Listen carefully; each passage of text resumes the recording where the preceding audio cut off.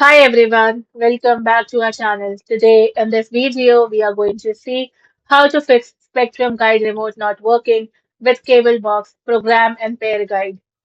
Power cycle hardware. Unplug the Spectrum cable box for 60 seconds and replace the remote's batteries. Clear the path. Remove any physical objects blocking the line of sight to the box's IR sensor.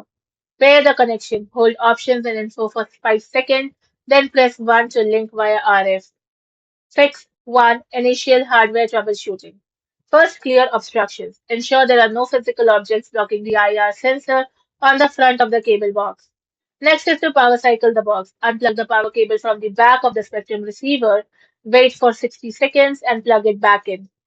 Allow up to 5 minutes for the box to fully reboot. Next is to check the batteries.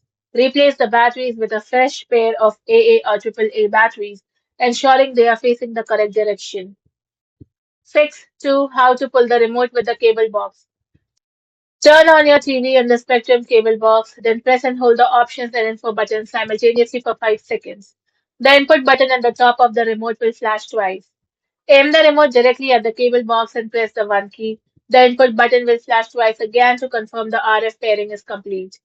Fix 3. Reprogramming the remote for TV volume and power. First, auto search method. Turn on your television, then press and hold the menu and OK button simultaneously until the input button flashes twice. Press the TV power button and aim the remote at the TV and press and hold the up arrow key. Now release the key as soon as the TV turns off, then press OK to lock in the code.